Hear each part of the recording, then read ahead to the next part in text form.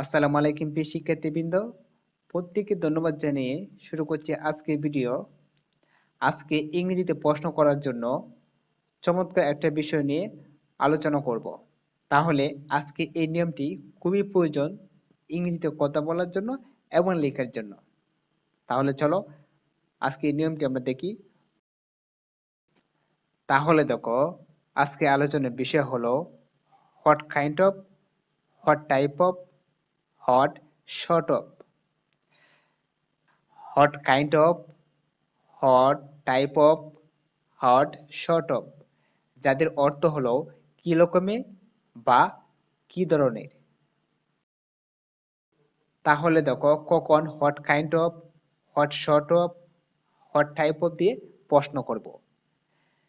যেমন, কি ধরনের কলম দিয়ে তুমি লিখো, কি রকমের খাবার সে পছন্দ করে, কি ধরনের উপন্যাস সাদিয়া পড়ে। যখন কিন্তু প্রশ্নবোধক বাক্যের মধ্যে কি ধরনের, কি রকমের, কি ধরনের এরকম উল্লেখ থাকবে, তখন আমাদেরকে বুঝতে হবে যে what kind of, what sort of, what type of দিয়ে প্রশ্ন করতে হবে।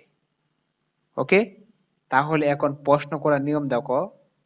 গঠন, প্রথমে দেখো হোয়াট কাইন্ড অফ বা সর্ট অফ বা টাইপ অফ দিতে হবে, প্লাস নাউন প্লাস সাহায্যকারী verb plus subject plus verb plus বাক্যাংশ প্লাস প্রশ্নবোধক চিহ্ন। তাহলে এক্সাম্পল দেখো, যেমন what kind of novel do you read, কি ধরনের উপন্যাস তুমি পড়ো। তাহলে দেখো প্রথমেই হোয়াট কাইন্ড অফ বা শর্ট অফ বা টাইপ অফ, এখান থেকে যে কোনো একটি আমি প্রথমে বসালাম। দেখো হোয়াট কাইন্ড অফ বসালাম, ওকে। তারপর দেখো প্লাস নাউন, এখানে নাউন হলো নোবেল, প্লাস সাহায্যকারী ভার্ব হলো ডো, প্লাস সাবজেক্ট, সাবজেক্ট হলো ইউ, প্লাস ভার্ব, ভার্ব হলো রিড, প্লাস বাক্যাংশ, এখানে বাক্যাংশ নেই, প্লাস প্রশ্নবোধক চিহ্ন দিলাম, প্রশ্নবোধক চিহ্ন।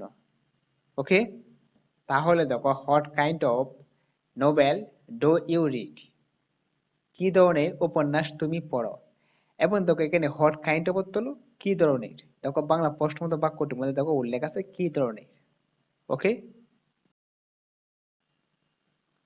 তাহলে আরো এক্সাম্পল দেখো, what sort of newspaper do you prefer, কি ধরনের পত্রিকা তুমি বেশি পছন্দ করো।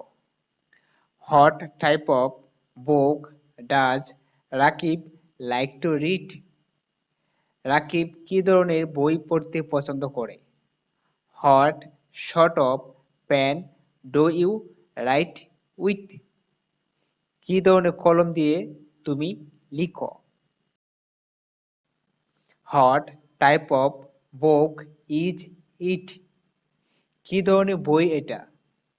What kind of fish does Sabbir catch, Sabbir কি ধরনের মাছ ধরে।